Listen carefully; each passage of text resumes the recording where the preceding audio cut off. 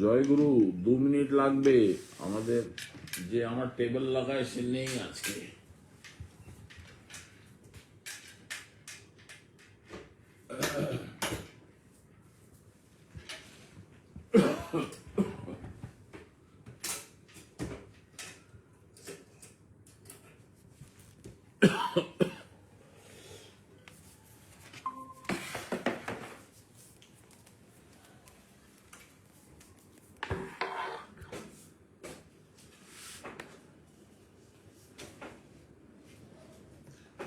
Really just give me a few minutes. The chap who installs my table and stuff is not available today. I didn't know. I was waiting for him to come. He never turned up. Hey, Manoj. Let's do this.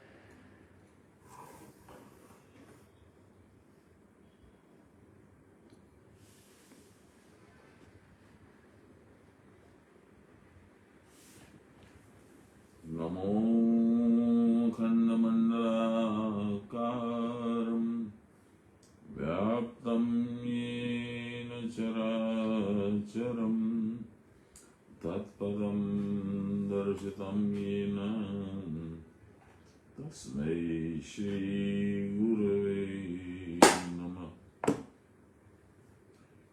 गुरुर्ब्रह्मा गुरुर्विष्णु गुरुर्देवो महेश्वर गुरुर्साक्षात् परब्रह्म तस्मै श्री गुरवे नमः। ध्यानमूलं गुरोर्मूर्ति पूजामूलं गुरोर्पदम् मन्त्रमूलं गुरोर्वाक्यम् मोक्षमूलं गुरोर्कृपाम् ब्रह्मानन्दं परमसुखदं केवलं ज्ञानमूर्तिं द्वन्द्वातीतं गगनसदृशं तत्त्वमस्याविलक्ष्यम्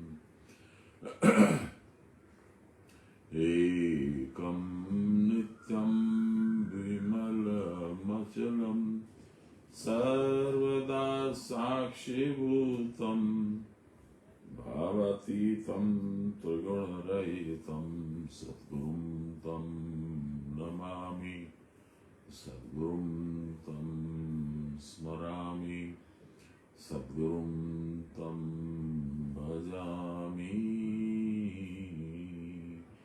नमो श्री ब्रह्म विद्यां योगशास्त्रे नमः श्री गुरुचरणकमलेभ्यो नमः श्री कृष्णाय नमः।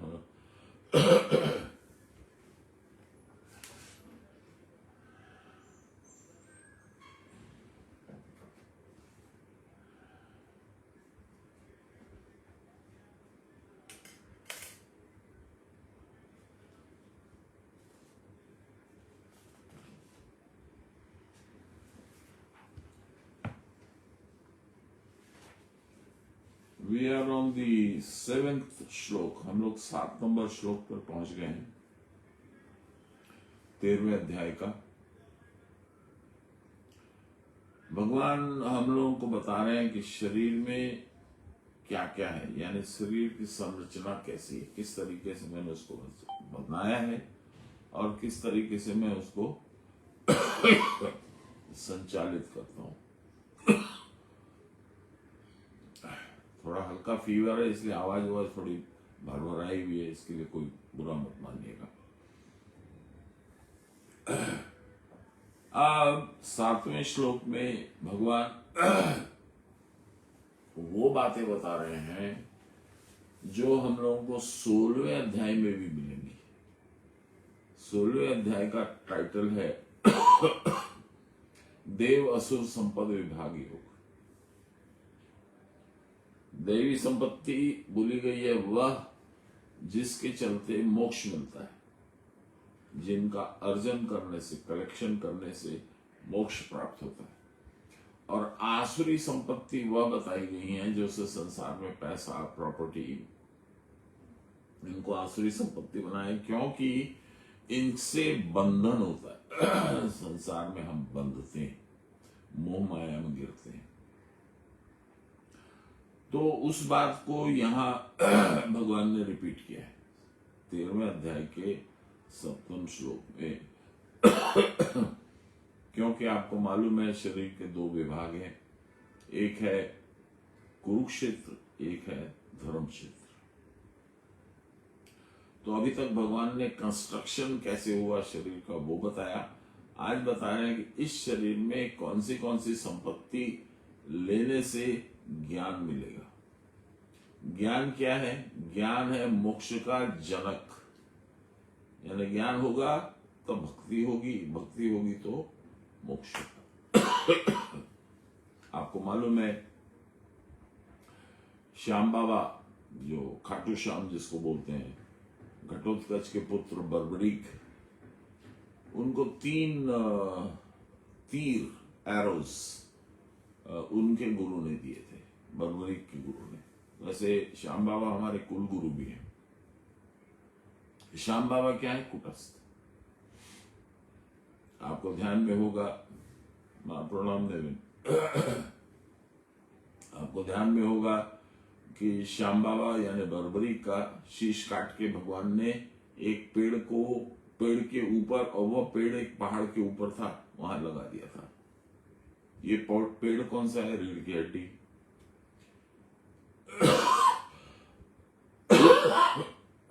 इसको कुल वृक्ष बोलते हैं योग में। और कहा कौन सा पहाड़ है? ये सुमेरु पर्वत।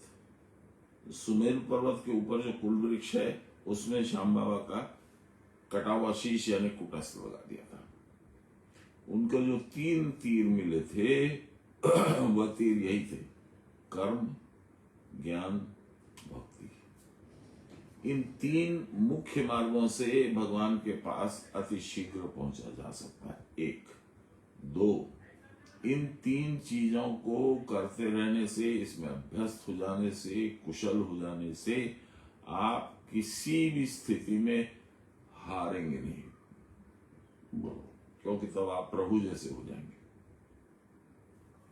कभी नहीं हार सकते। इसीलिए श्याम बाबा को की कहानी में ये बताया गया है कि वो जिस सेना के साथ में जुड़ जाएंगे, हारती हुई सेना को जिता देंगे और जीतती हुई सेना को हरा देंगे।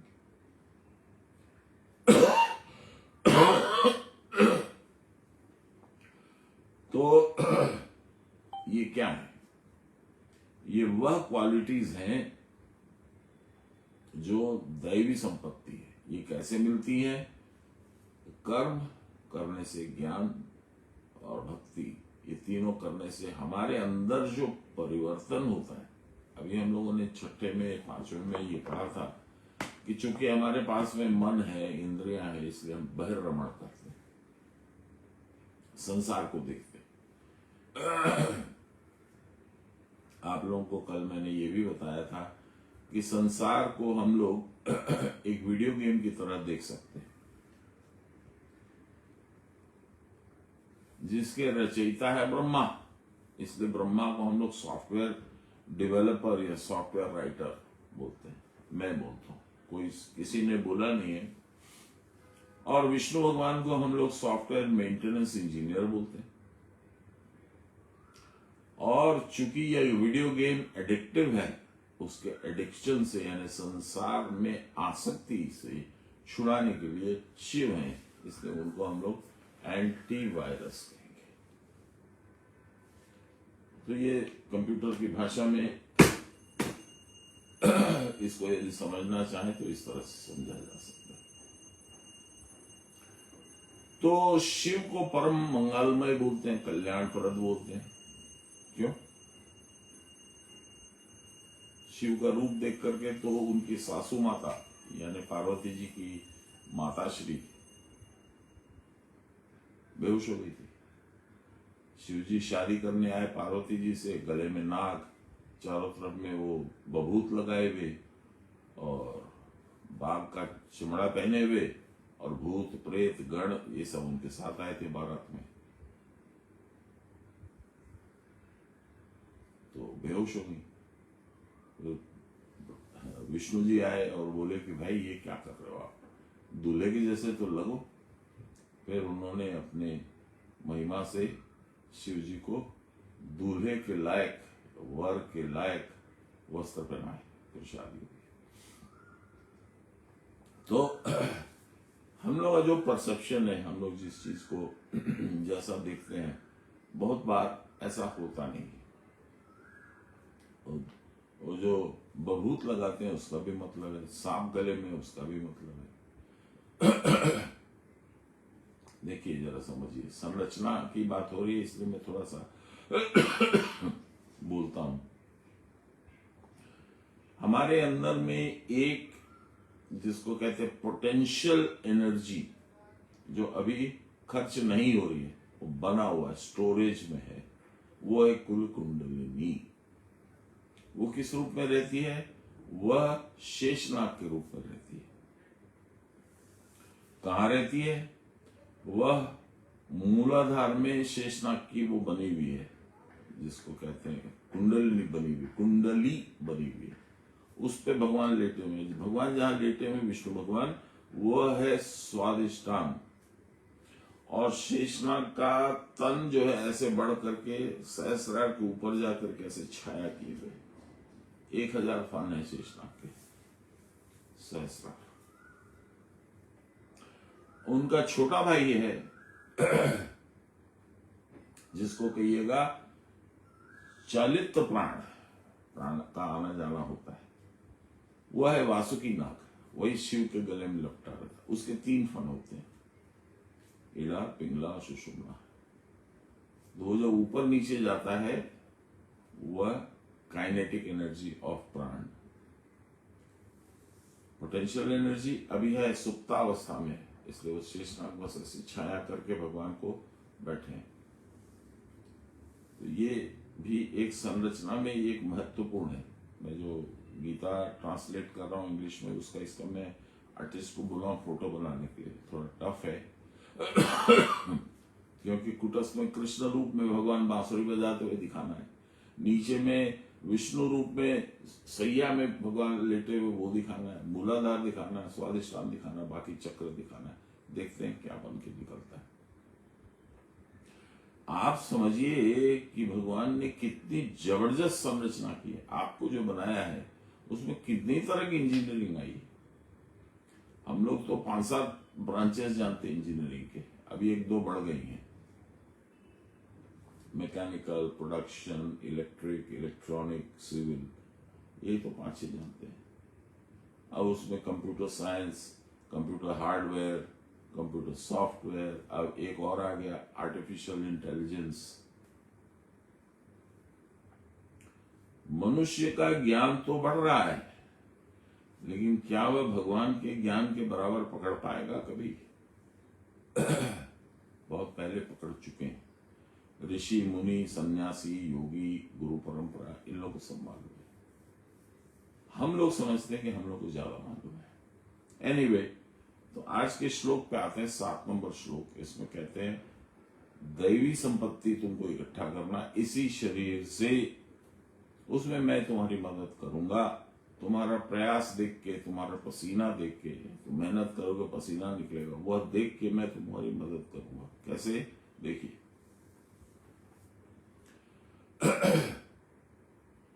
श्लोक है, अमानित्वम अदम्भित्वम अहिंसा शांतिरार्जवम आचार्योपासनम शौचम स्थैर्यम आत्मविनिग्रह। आत्मश्लाघा का भाव, दंभ का अभाव, पर पीड़ा वर्जन, दूसरे को तकलीफ नहीं देना, क्षमा, सरलता, आचार्योपासना, गुरु की सेवा, शौच, पवित्रता, बाह्य अभियंतरा शुचि बोलते हैं पंडित लोग, गंगा जल छिड़क के, धैर्यम, स्थिरता, आत्म विनिग्रह, देहेंद्रिय आदियों का संयम। जब तक संयम से नहीं चलोगे ये सब कुछ नहीं मिलेगा।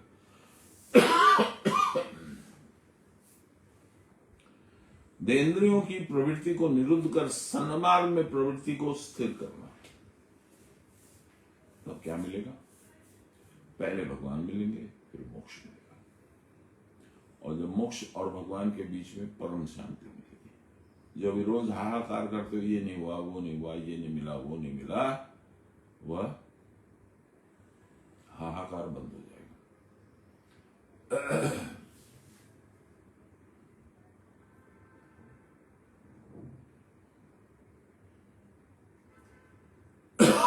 ये लक्षण किसमें है? बाबा कह रहे हैं यहां, पूर्वोक्त लक्षणों से युक्त क्षेत्र, यानी हम मनुष्य योनि में जब हम होते हैं तो पहले वाले जो बताए गए हैं कि बाहर में घूमना, संसार में कंसंट्रेट करना, भगवान को इग्नोर करना, उसके अतिरिक्त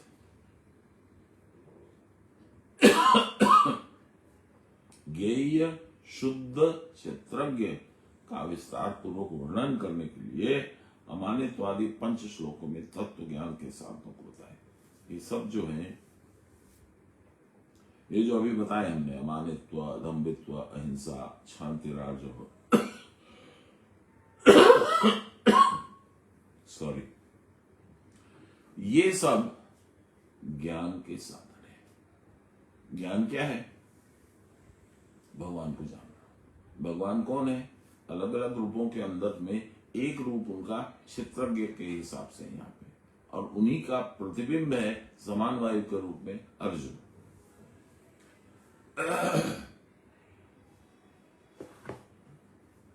आत्मश्लाघा का मतलब होता है अपने गुणों की श्लाघा, अर्थात आत्म प्रशंसा का भाव। मुझे बड़ाई नहीं चाहिए। अपने गुणों की अदम्भित्व, दंभ का प्रभाव, अभाव, बाकी तो सब सिंपल है, आप लोगों ने सुन ही लिया।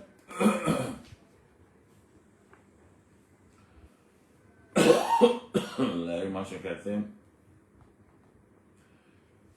जब तुम क्रिया की परावस्था में पहुंचोगे तब ये सब गुण तुमको धारण हो जाएंगे अपने आप। ये तुम्हारे परावस्था के आभूषण हैं। जब हम लोग पार्टी में जाते हैं तो नहीं पहनते best suit, best tie, best shoe. ये हम लोग जिस पार्टी में जा रहे हैं, जहां भगवान ही होस्ट है, भगवान ही सब कुछ कर रहे हैं, वहां तुमको भी निमंत्रण जब होगा परावस्था में, तब तुम ये सब पहन के जाओगे। अमानित्व, अदम्भित्व, अहिंसा, शांति, आर्जव, ये सब दैवी संपत्तियां। लहरी माशे की बात सुनते हैं, क्रिया की परावस्था में रहने पर मान रहित होते। ये परावस्था चीज क्या है?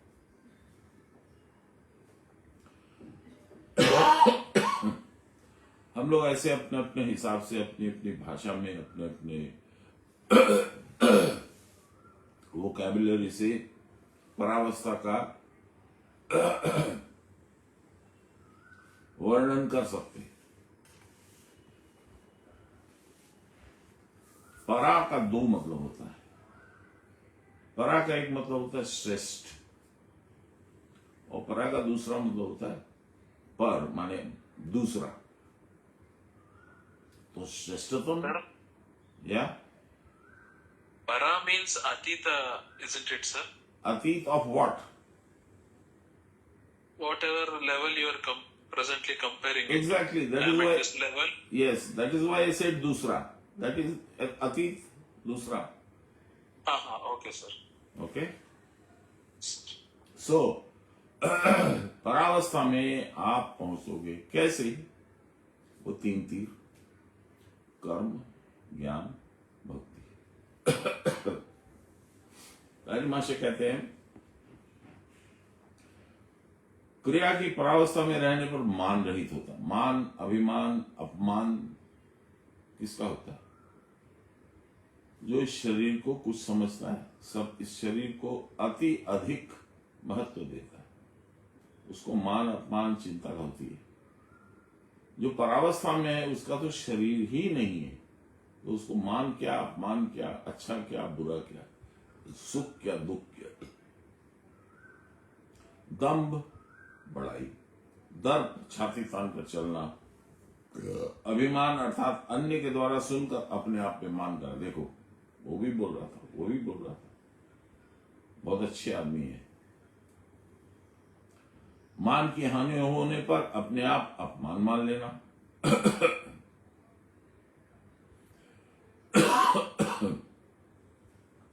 गुरु की उपासना अर्थात क्रिया करता है स्थिर होकर आत्मा को ब्रह्म में रखना, स्थिर होकर आत्मा को ब्रह्म में रखना। आत्मा को आप ब्रह्म में कैसे रखोगे?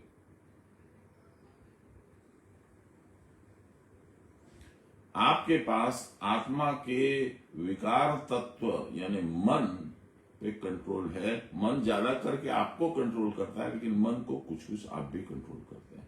उस मन को ले जा करके आत्मा में, ब्रह्म में रखना, यही है आत्मा को ब्रह्म में रखना। धीरे धीरे वो अपने असली स्वरूप आत्मा में परिवर्तित हो जाएगा। मन बोल के फिर कोई चीज नहीं रहेगी।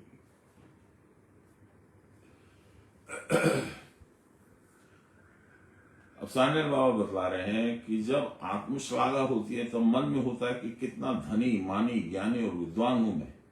जान पड़ता है मैं सबकी अपेक्षा बड़ा हूं। जो क्रिया की परावस्था में शरीर के ऊर्ध्व में रहते हैं उनको तो शरीर का बोध ही नहीं होता, इसके कारण शरीर जनित अभिमान नहीं रहता। दम्भ अर्थात सर्वदा अपनी बड़ाई करना, मानो उन्हें ही भगवान ने एकमात्र सर्वगुण युक्त बनाकर भेजा। वे अपनी शक्ति की प्रशंसा तो करते ही हैं, अपने कुटुंब में यदि कोई बड़ा आदमी होता है तो उसकी भी प्रशंसा किया करते हैं।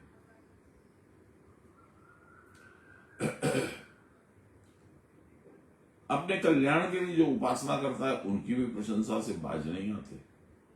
मैं प्रतिदिन 6 घंटे साधन भजन करता हूं।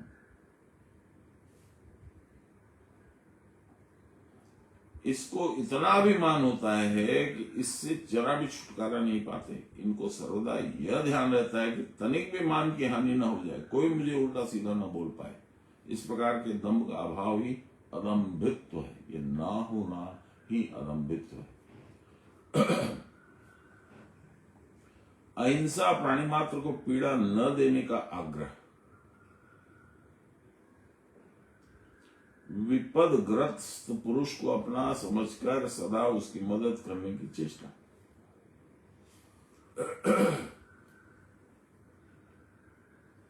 सबके सुख को अपना सुख मानना, ये सर्वश्रेष्ठ यम है। जब ये अहिंसा प्रतिष्ठित हो जाएगी, होती नहीं। मच्छर काटेगा तो फट से ऐसे करेगी, आपको ध्यान ही नहीं है कि मच्छर को भी चोट लग सकती है।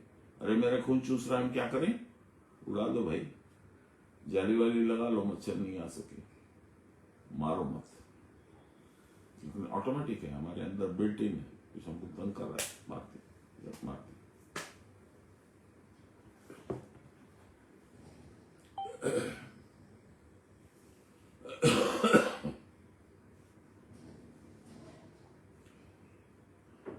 कोई अपने आप अपने साथ हिंसा नहीं करता। इसी प्रकार जिनको सर्वत्र आत्मदर्शन है, मच्छर को अलग मानोगे तो मारोगे उसको। जब मानोगे कि ये तो मेरा ही है, तो नहीं मारोगे। तो जब तुमको आत्मदर्शन हुआ, सब जगह आत्मा है, सब जगह भगवान है, तो उसको मैं कैसे मार सकता हूँ, उसको पीड़ा कैसे दे सकता हूँ? आसान नहीं है। सोचने में बड़ा लॉजिकल लगता है कि हाँ ये तो बात सही है, तो होना चाहिए, पर होता नहीं। ऐसा भाव, अहिंसा भाव जब अपने भीतर दृढ़तापूर्वक प्रतिष्ठित होता है, तब दूसरे प्राणी भी उसके साथ साथ हिंसा भाव नहीं रखते। छोटे अबोध, न बोल पाने लायक, जिसकी बोली अभी फूटी नहीं है, ऐसे बच्चे को भी मालूम होता है कौन मुझे स्नेह करता है, कौन मुझे स्नेह नहीं करता। माँ बाप भाई बहन ये मुझे स्नेह करते हैं, ये फलाना आदमी है, इसको तो देख के मुझे डर लगता है और रोने लगता है। इसी तरह से जीव जंतु को भी पता होता है कि इसके अंदर मेरे प्रति हिंसा है या नहीं। बाबा ने एक बार बोला था, आप लोगों को ध्यान में होगा, रानी खेत में वो काला कुत्ता हम लोग को मिला था, जिसकी कहानी बहुत बार मैं सुना चुका हूँ। तो पहले जब बाबा मुझे नहीं बताना चाहते थे कि वो क्या है और क्यों है, तो मैंने बोला बाबा एक कुत्ते का जो आचरण है, ये तो कुत्ते का आचरण है ही नहीं, ये तो मनुष्य के जैसा आचरण है। आप ही के हाथ से जो मिलेगा वही खाऊंगा, दूसरे के हाथ से लूंगा भी नहीं, देखूंगा भी नहीं, ये तो असाधारण है। बोले नहीं ऐसा कुछ नहीं है, सारे जीव जंतु मुझे हिंसा से नहीं प्रेम से देखते हैं। यही बात यहाँ बोले। हालांकि बाबा ने उस बात को घुमा दिया, मुझे नहीं बताना चाहते थे शुरू में, तो इसलिए वो इन्होंने बोला, पर ये बात सही है। मुझे पूरी बात तो याद नहीं है, पर सान्याल महाशय साहेबगंज में रहते थे शुरू में। तो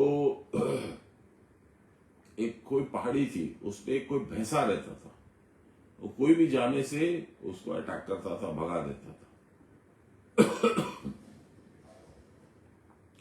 तो किसी ने सान्याल बाबा से कुछ छल किया और बोला वो पहाड़ पे बहुत अच्छी जगह है साधन करने की, आप वहां जाके कीजिए।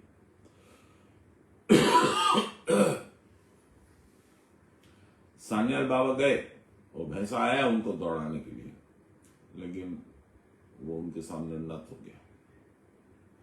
सान्याल बाबा ने उसको सहारा, प्रेम किया, फिर वो सान्याल बाबा को कभी नुकसान नहीं पहुंचाया। ये कहानी फेंटली थोड़ी याद आती है, पूरी सी क्लैरिटी नहीं है।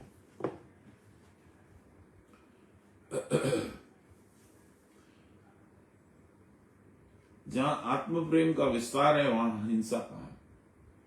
ये भी मैं, वो भी मैं, वो भी मैं, वो भी मैं, सब कुछ तो मैं ही हूं। तो किस पे हिंसा? कौन करेगा हिंसा? किसी के अपकार करने पर भी क्षमा कर सकना, किसी ने आपका बहुत नुकसान किया, उपकार अपकार, डैमेज किया है, नुकसान किया है, उसको भी छोड़ दिया। अर्थात दूसरे से क्लेश पाकर भी विकार रहित होकर सब सहन कर सकना। अपने शिशु पुत्र के प्रहार करने पर जैसे पिता उसके आचरण को देखकर हंसता है, छोटा बच्चा होता है और लाभ हाथ सब चलाता है, कभी कोई पिताजी को धौल भी लगाता है, कभी थप्पड़ भी मार देता है, कभी कुछ बोल भी देता है। और बहुत छोटा होगा, गोद में होगा तो डिटॉल बर्नॉल भी लग जाएगी आपके, तो आप क्या करोगे? उसको मारोगे, हिंसा करोगे? आप तो कपड़े बदल लोगे। बच्चा यदि कुछ उल्टा सीधा करे तो उसको आप हंस के बोलोगे नहीं बेटा ऐसा मत करो, पिताजी को लगता है ना। वैसा ही आपको आचरण करना है दूसरों के साथ।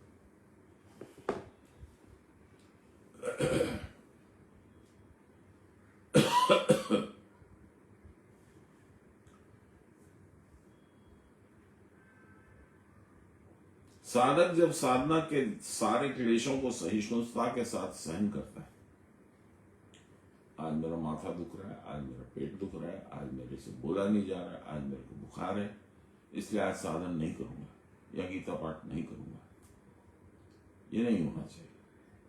इतने दिनों में कुछ भी तो फल नहीं मिला, तो आज एक दिन छोड़ दूंगा तो क्या होगा ना।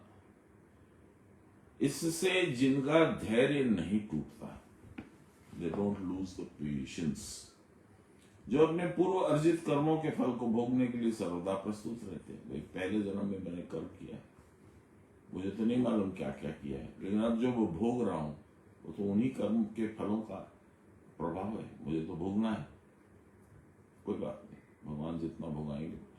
एक ही प्रार्थना करनी चाहिए, बाबा से सुना है, बाबा से समझा है, तो प्रभु ये जो मेरे पूर्व जन्म के कर्म हैं इनको तो मुझे भोगना ही है, बस आप मुझे सहन शक्ति दीजिए, मुझे धैर्य दीजिए कि इनको भोग करके अक्षुण्ण निकल जाऊं, इनके प्रहार से मैं टूटू नहीं। इस प्रकार की सहिष्णुता के साथ जो लोग साधन करते हैं उनका चित्त एक दिन समाधि से दूर निमज्जित होगा, उनको समाधि लगेगी, परावस्था मिलेगी। रिजु भाव, कुटिलता का भाव, मुंह में राम बगल में छुरी होता है ना, वो नहीं होना चाहिए। बोले कुछ करे कुछ। जो खूब सरल होते हैं उनका बाहर भीतर खुला रहता है, जो अंतर में आ जाता है वही बोल डालते हैं।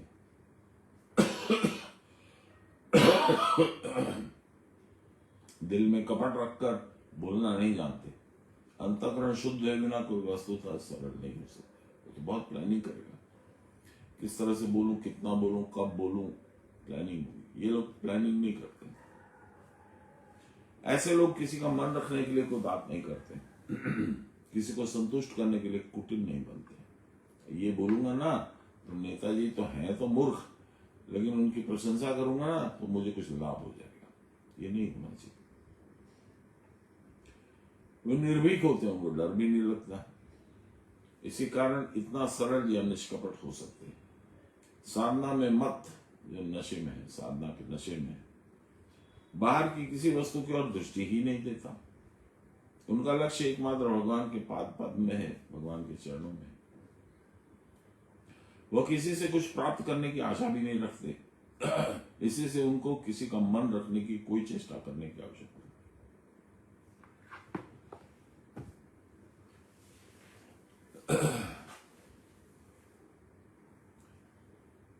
अब देखिए, दो बातें याद आ रही हैं।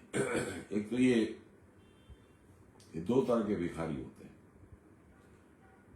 आर्थिक रूप से तो संपन्न है, पर उनकी संपत्ति की भूख मिटती नहीं। तो भगवान के मंदिर में जाके चढ़ावा डालते हैं, हाथ जोड़ते हैं, नाक रगड़ते हैं, भगवान से मांगते हैं। क्या मांगते हैं? भगवान से भगवान को नहीं मांगते, तू आजा मेरे पास, मेरे को अपने पास ले आ, मैं सब समय तुमको देख पाऊं, तुम सब समय मुझे दिखो। ये मांगते नहीं है। ये मांगते हैं कि तू तो मुझे भेज दे, 2-4 करोड़ रुपए भेज दे। तो वो भिखारी वो हैं जो मंदिर के अंदर में भीख मांगते हैं, और बाहर में वो भिखारी हैं जो दिनचर्या में जिनको खाना नहीं मिला है, पैसा नहीं मिला है, उनका घर नहीं चल रहा है, वो बैठ करके पैसा मांगते। दो।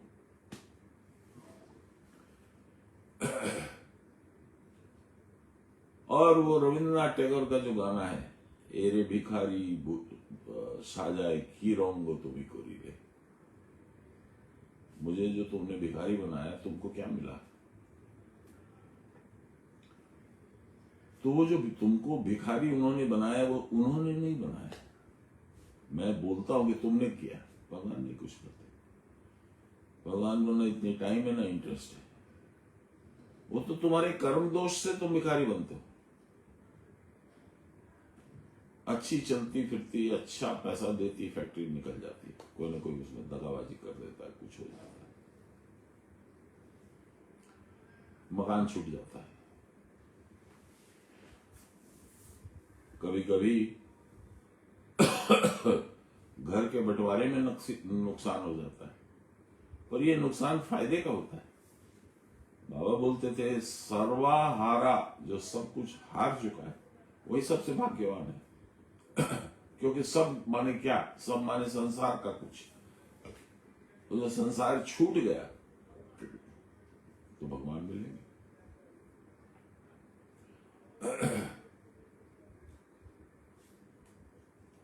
तो उस गाने में लास्ट में जो बोलता है ना, ओगो ओ महाराज बड़ो भय भय, एलो से एलो तुम्हारी आलोय। बाबा के पास, भगवान के पास पहुंचते हैं। मैं भी जैसे पहुंचा, आप लोग भी सब अलग अलग अपने अपने रास्ते से पहुंचे। तो क्या मिला? समस्त संसार का राज्य आप राजकुमार बन गए, बाबा के करीब में बैठे, उनके पैरों के चरणों के पास में। क्या बचा? सब मिल गया आपको। लेकिन हम लोग नहीं समझते। अरे ठीक है, सब मिल गया, बहुत अच्छा है, लेकिन हमको तो इतना रुपया चाहिए, मेरा बिजनेस कैसे चलेगा? यहीं पे मार खा जाते हैं लोग। वो भी वो चलाएंगे, कोई बात नहीं, चले आगे बढ़ते हैं। जो जितना ही निष्कपट सरल होता है उतना ही भगवत प्रिय होता है। जो सरल नहीं है उसके लिए परम पद की प्राप्ति की संभावना त्रिकाल में भी संभव नहीं है, भगवान को नहीं मिलेगा। आचार्योपासना, सदगुरु और साधु उपदेष्टा की शुश्रूषा करना, उसकी सेवा करना। आपके 100, 500, 1000, 2000 रुपया देने से गुरु का पेट भरेगा? उनको तो ऊपर वाला डायरेक्ट दे रहा है, आपके धन पे वो निर्भर नहीं है।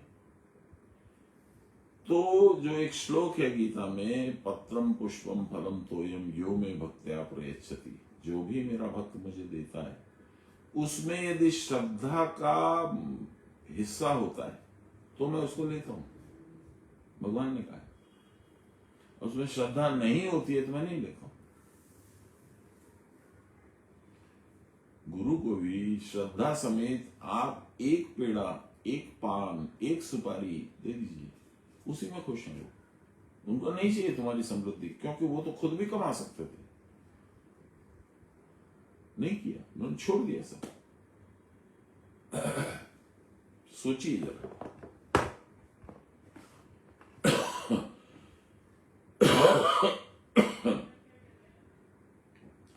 तद विज्ञानार्थ स गुरुमेवा विगच्छेत समित पाणी श्रोत्रिय ब्रह्मनिष्ठम।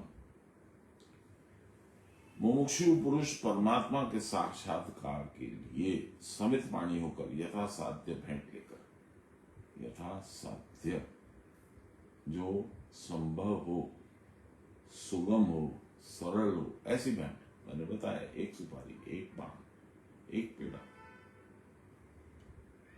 श्रोत्रिय ब्रह्मनिष्ठ गुरु के पास जाए।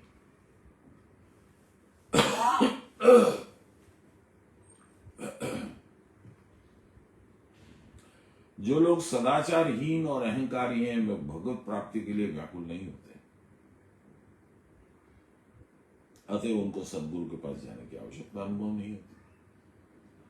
यदि जाते भी हैं तो गुरु को पास आत्मसमर्पण नहीं कर सकते। जो शास्त्राभ्यासी हैं वे भी यदि गुरु के शरणागत नहीं होते तो परमार्थ की प्राप्ति से वंचित हो जाएंगे। मैं कितना भी बड़ा पंडित हूं, यदि गुरु के समक्ष मैंने सिर नहीं झुकाया तो मैं कुछ भी नहीं।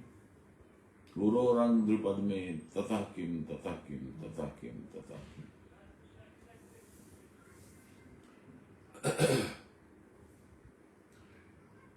क्योंकि शास्त्र के विषयों को ठीक ठीक अवधारण करने के साधन के बिना संभव नहीं। गुरु यदि ब्रह्मनिष्ठ नहीं है तो उनके उपदेश से शिष्य के अंतर्ग्लानि दूर नहीं होगी। इसलिए साधनशील, तत्वज्ञ और शास्त्रज्ञ पुरुष के निकट ही शिष्यत्व स्वीकार करना पड़ता है। शास्त्र का यह उपदेश है कि शिष्य को श्रोत्रिय ब्रह्मनिष्ठ गुरु के पास समित पाणी होकर अर्थात यथासाध्य भेंट लेकर जाना चाहिए। देखिए, फिर मैंने जो बात अभी 2 मिनट पहले बोली वो आ गया, बाबा लिख दिए, देखिए, पढ़िए, सुनिए।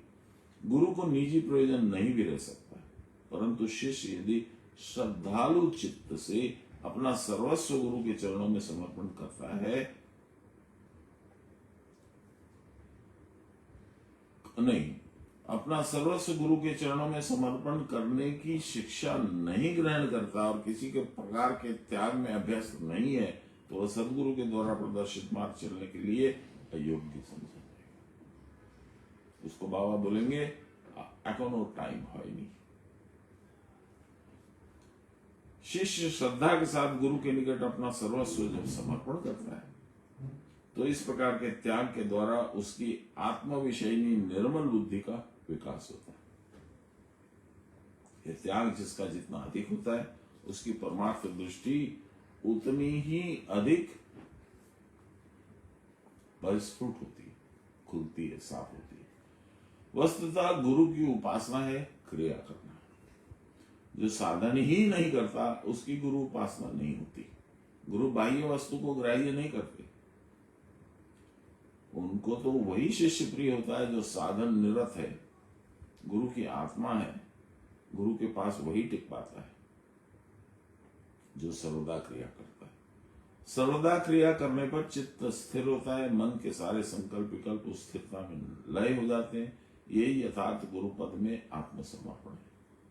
इस प्रकार के आत्मसमर्पण में जो अभ्यस्त हैं वे यदि अपने गुरु को सर्वस्व अर्पण करें तो इसमें आश्चर्य क्या है, तो करेंगे। शौच, पवित्रता, बाह्यो अभियंतर शुचि, शौच। शरीर और मन की पवित्रता ही शौच है। बाह्य और अभ्यंतर भेद से शौच दो प्रकार का होता है। मिट्टी, जल और शुद्ध आहार के द्वारा जीव का बाहरी मल राग द्वेष आदि दमन के द्वारा अभ्यंतर मल प्रक्षालित होता है। प्रक्षालित माने साफ। जो लोग बाहरी शौच आदि को मन की दुर्बलता मानते हैं उनकी बात और है, वे इसकी आवश्यकता न भी समझे, परंतु जो आत्मकल्याण करना चाहते हैं उनके लिए इस प्रकार के शौच आदि को अनावश्यक समझना उचित नहीं है।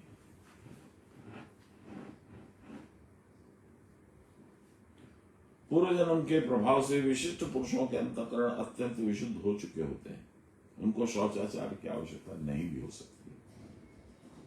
परंतु साधारण आदमी उस दृष्टांत को ग्रहण करे तो अपने आप को विपन्न और वंचित कर लेगा। गुरु की कॉपी नहीं करनी चाहिए, क्योंकि उनका स्तर कहाँ है और हम कहाँ जमीन पे हैं। शुद्ध वास, शुद्ध आहार, शुद्ध वात, शुद्ध संग के लिए आवश्यक है। इनके न रहने पर आदि व्याधि के द्वारा जीवन में अनेक क्लेश सहने पड़ते हैं। परंतु जो पूर्व पुण्यों के फलस्वरूप साधन भजन में सदा अभ्यस्त हैं, वे भी यदि शुद्धाचार की ओर लक्ष्य न रखेंगे तो ये मैल उनके साधन में अनेक विघ्न उपस्थित कर सकता है। ये याद रखना होगा। परंतु बाहरी शौचाचार अधिक मात्रा में करते रहने पर भी बहुत लोग शौचाचार के उद्देश्य से गिर जाते हैं। इस विषय में सावधान रहना आवश्यक है। देखिए, अति सर्वत्र वर्जित, मैं झरिया में जब रहता था पुराने मकान में, तो हमारे घर से एक घर छोड़ के दूसरा, एक जो मेरे मित्र थे, रिश्तेदार भी थे, तो उनकी जो दादी थी वो मेरी ताई लगती थी। तो हम लोग उसके घर में जाते थे तो पहले उसको फोन करके पूछते थे कि भाई ताई कहाँ है, नहीं ऊपर सोई है, तब हम लोग जाते थे। क्यों? क्योंकि वो गंगा जल, ये गौमूत्र रखती थी एक बोतल में, जो भी आता था उस पर छिड़क देती थी, चाहे वो माने या न माने। तो ये अति हो गया, तो डर लगता था जाने में, पता नहीं गंगा वो गौमूत्र कब छिड़क दी। एक हमारे ससुराल में ही भागलपुर में कोई भी बाहर से आता था तो उसको पहले बोलती थी नहा के अंदर आओ। ऐसा नहीं होता है, करते हैं लोग। यही यहां पे कह रहे हैं, बाह्य शौचाचार अधिक मात्रा में करते रहने पर बहुत लोग शौचाचार के उद्देश्य से ही गिर जाते हैं। इस विषय में सावधान रहने की जरूरत है। स्थैर्य, स्थिरता। मुझे याद है भगवान बाबा जब बोले थे, आमरा स्थिरोत्तिर पूजो करी, यही स्थैर्य। सन्मार्ग और साधन जिन्होंने ग्रहण किया है उससे उनका कभी विचित न होना ही स्थैर्य है।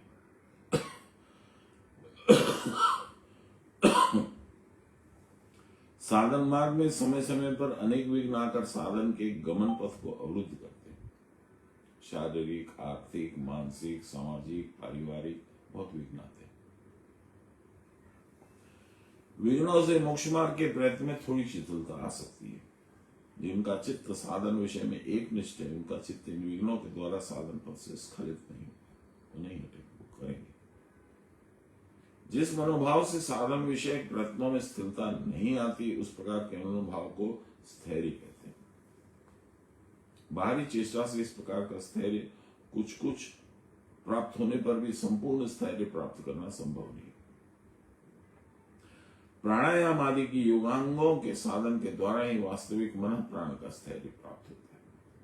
प्राणायाम से आप क्या करते हैं?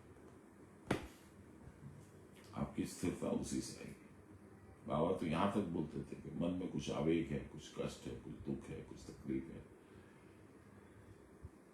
10-20 प्राणायाम बैठ के चुपचाप से कर लो, कष्ट की जो अनुभूति है वो कम हो जाए। यही स्थैर्य है।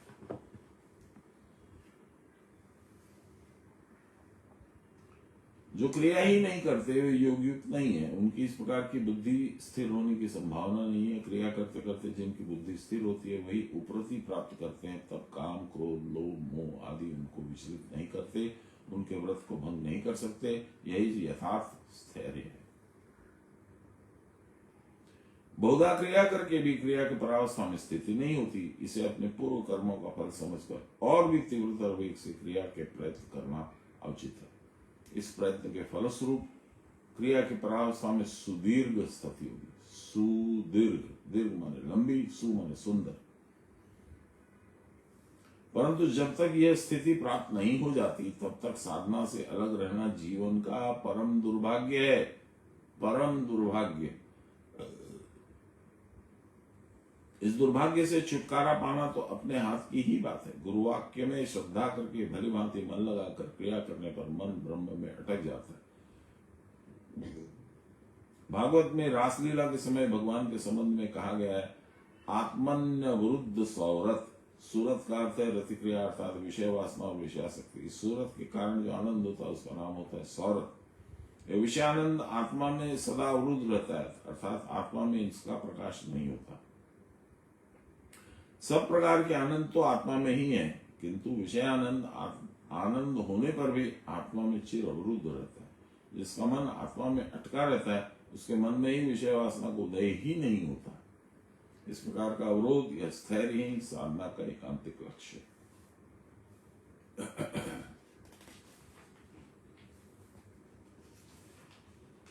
बाप रे,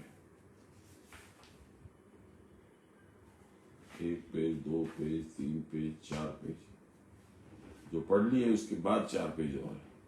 तो अभी एक पैरा पढ़ते हैं, बस खत्म करते हैं। आत्म विनिग्रह। नेन्द्रिय आदियों की प्रवृत्ति को निरुद्ध कर सन्मार्ग में प्रवृत्ति जब तक स्थिर नहीं होती तब तक साधन मार्ग में बहुत से विघ्न आकर उपस्थित होते हैं। इसलिए एक और अभ्यास पटुता, दूसरी और बाह्य विषयों के प्रति अनावश्यक आसक्ति को रोकना साधक के जीवन का अत्यंत ही प्रयोजन है। ये क्या होगा? देहेंद्रिय आदि की प्रवृत्ति को निरुद्ध कर सन्मार्ग में प्रवृत्ति जब तक स्थिर नहीं होती। अपने शरीर को देखिए, शरीर को यदि हम लोग ऐसे भाग करें तो दाहिना और बायां, दक्षिण और वाम। वाम अंगे श्री गुरुवे नमः। गुरु सब समय वाम में बैठाने चाहिए, माने बाईं और गुरु बैठते हैं। क्यों? जब शादी होती है, फेरे के लिए आती है, 7 पागे बांधा, तो लड़की दाहिने आके बैठती है, फिर वचन लेकर के वो बाएं आकर के बैठती है, उसके बाद पूरा होता है। क्यों? बलराम कहाँ बैठे हैं? जगन्नाथपुरी में, एकदम भगवान के दाहिनी साइड में। माने आप भगवान की तरफ खड़े हो जाइए और भगवान के बगल से आप देखिए तो एकदम उस तरफ में बलराम है। बलराम माने आप और मैं, साधक। बीच में है निवृत्ति रूपी सुभद्रा, भगवान की बहन, और फिर हम भगवान। यानी सबसे बाईं साइड में भगवान रहते हैं। यानी दक्षिण शरीर के इस हिस्से में प्रवृत्ति बसती है और इस हिस्से में निवृत्ति बसती है। तो प्रवृत्ति निवृत्ति दोनों जुड़ के शरीर बनता है। हम प्रवृत्ति के अंतर्गत सब काम करते हैं, इसलिए हम मनुष्य रहते हैं और हम अस्थिर रहते हैं और बहुत तरह का हम लोग को समस्या रहती है। जैसे जैसे दाहिने साइड की, दक्षिण की जो भी प्रवृत्तियां हैं वो आयत्त होने लगती हैं, कंट्रोल में आने लगती हैं, और जैसे जैसे हम उन पे काबू पा लेते हैं वैसे वैसे हमारा ध्यान बाईं साइड में जाता है। वहां कौन बैठा है? भगवान की अपनी विभूति बहन सुभद्रा। सुभद्रा कौन है? सुभद्रा। आपको सुंदर जेंटल मार्ग में ले जाने वाली। चंडी में भी इसका वर्णन आया है। चंडी में उन्होंने क्या कहा है, एकादश अध्याय में चंडी में, मैं कौन से युग में कैसे कैसे तुम्हारे को बाधा आएगी तो मैं बचाऊंगा, ऐसा देवताओं को देवी ने वरदान दिया है। उसमें बताती है, नंद गोप गृहे जाता यशोदा गर्भ संभवा। नंद गोप के घर में जन्मूंगी मैं, यशोदा के गर्भ से जन्मूंगी मैं, ठीक। और अदला बदली होगी, मेरी जगह भगवान आ जाएंगे, भगवान की जगह मैं चली जाऊंगी। कंस मेरे को मारने की चेष्टा करेगा, मैं नहीं मारूंगी, मैं नहीं मरूंगी। कंस की चेष्टा के बावजूद मैं स्वच्छंद होकर के आकाश में छा जाऊंगी। और मैं क्या बोलती हूं कंस को, अरे मूर्ख, तेरे को मारने वाला तो वृंदावन में है, तू नहीं बचेगा। विंध्याचल निवासिनी, और वो चली गई विंध्याचल। अब देखिए, महाभारत में एक प्रसंग है, दुर्योधन दल बल परिवार के साथ में आ रहा है सुभद्रा से विवाह करने के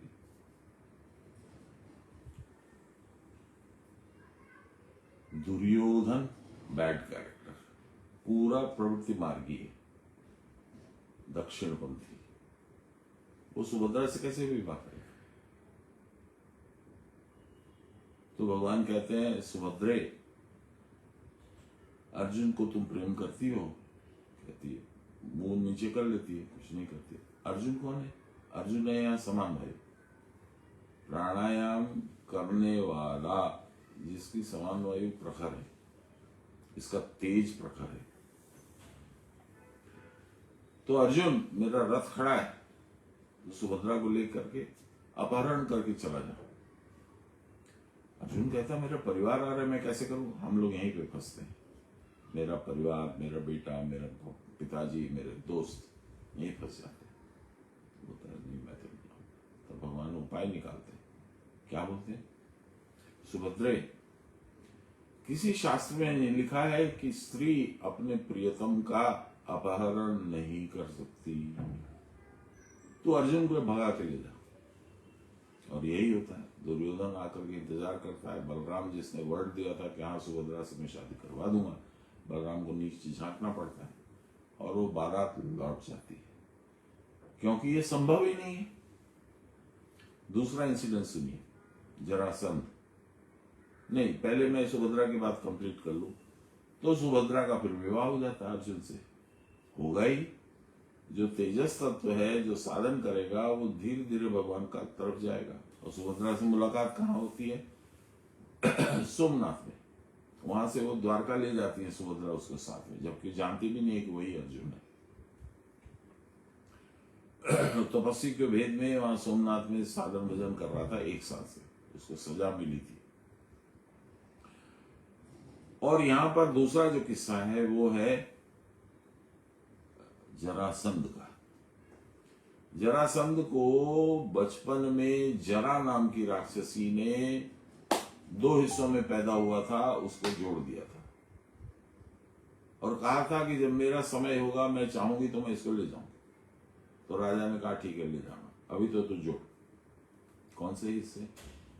प्रवृत्ति और निवृत्ति। इसलिए जब जरासंध और भीम का युद्ध हुआ, भगवान कृष्ण वहां खड़े होकर के देख रहे थे। उन्होंने एक तिनका ऐसे फाड़ करके बताया कि उसको चीर दे बीच से, दोनों हिस्सों को अलग कर दे, प्रवृत्ति को अलग, निवृत्ति को अलग। भीम ने कर दिया, फिर उसको फेंक दिया, तो दोनों अपनी अपनी जगह थे, वो लोग आके सट गए। ऐसा 2 बार 3 बार हुआ। तो भगवान ने कहा, एक दूसरा तिनका लेके ऐसे चीरा उसको, और इसको इधर फेंका, इसको इधर फेंका, फिर वो नहीं जुड़ा। प्रवृत्ति निवृत्ति पक्ष में जाकर के निष्क्रिय हो जाएगी, और निवृत्ति प्रवृत्ति पक्ष में जाके निष्क्रिय हो जाएगी। यही इसका लेसन, इसका सबक।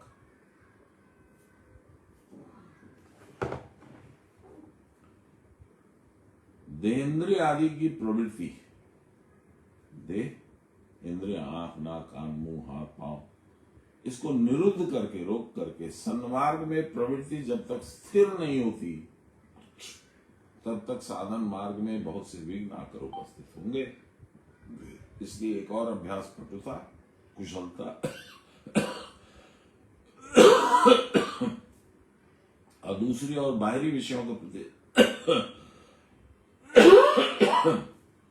अनावश्यक आसक्ति को रोकना साधक के जीवन का अत्यंत ही प्रयोजनीय व्यापार है। साधन करोगे तो सुभद्रा अपने आप आकर के आपको अपहरण करके दुर्योधन से और बलराम के चंगुल से बचा लेगी। आज यही रोकते हैं, कल इसको आगे पढ़ेंगे। श्री कृष्ण गोविंद हरे मुरारे, हे राम नारायण वासुदेव, श्री गुरु चैतन्य हे आत्मदेव, हे मात दुर्गे, हर विश्वनाथ, सर्वे भवन्तु सुखिनः, सर्वे सन्तु निरामया, सर्वे भद्राणि पश्यन्तु, मा कश्चित् दुःखभाग् भवेत्। असतो मा सद्गमय, तमसो मा ज्योतिर्गमय, मृत्योर्मामृतं गमय, आविराविमयी। बोलिए प्रेम से गुरु महाराज की जय, परम गुरुदेव की जय, परात्पर गुरुदेव की जय, परमेष्टि गुरुदेव की जय, आदि गुरुदेव की जय, गुरु माता की जय। हर हर महादेव।